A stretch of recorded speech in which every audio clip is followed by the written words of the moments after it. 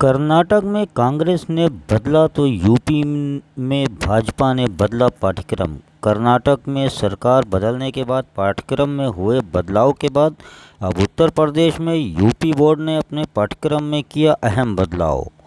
नए पाठ्यक्रम में यूपी बोर्ड के छात्र अब विनायक दामोदर सावरकर समेत 50 महापुरुषों की जीवन गाथा पढ़ेंगे।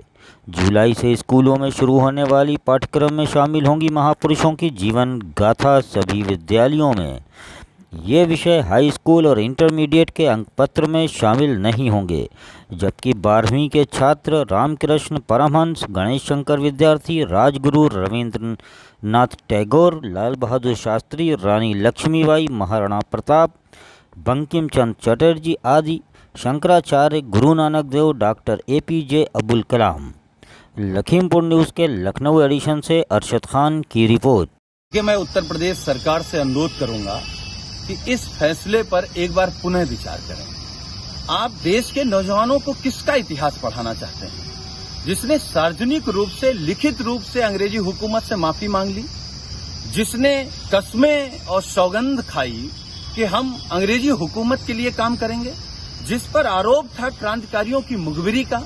अगर इसका इतिहास भारतीय जनता पार्टी की सरकार नौजवानों को पढ़ाएगी तो भगत सिंह का इतिहास किसको पढ़ाएगी, चंद्रशेखर आजाद का इतिहास किसको पढ़ाएगी, राम प्रसाद बिस्मिल का इतिहास किसको पढ़ाएगी, अशफाक उल्लाह खां का इतिहास किसको पढ़ाएगी, वीर अब्दुल हमीद का इतिहास किसको पढ़ाएगी, लाला लाजपत राय का इतिहास किसको पढ़ाएगी। और अगर सावरकर का इतिहास पढ़ाया जाएगा तो उन हजारों क्रांतिकारियों का अपमान है जिन्होंने फांसी के फंदे को चूमा भारत माता की आजादी के लिए, सीने पर गोली खाई भारत माता की आजादी के लिए, और ये देश आजाद हो इसलिए पूरा जीवन जेल में बिता दिया। अगर उनका अपमान करके एक माफी वीर को अगर आदर्श बीजेपी सरकार बनाना चाहती है तो इसका जवाब ये देश और जनता दोनों देंगे। देखिए, बाबर, हुमायूं, अकबर, जहांगीर को मानने वाले कुछ ऐसे लोग थे, उनकी सरकार को जनता ने समाप्त कर दिया। और भारतीय जनता पार्टी की सरकार केंद्र में भी है, उत्तर प्रदेश में। जो हमारे वीर लोग हैं, जो महापुरुष हैं, जो देश के महापुरुष हैं, जो सबके महापुरुष हैं, निश्चित तौर पर उनकी जीवनी पढ़ाई जाएगी, उनकी कथा पढ़ाई जाएगी, उनकी गाथा पढ़ाई जाएगी।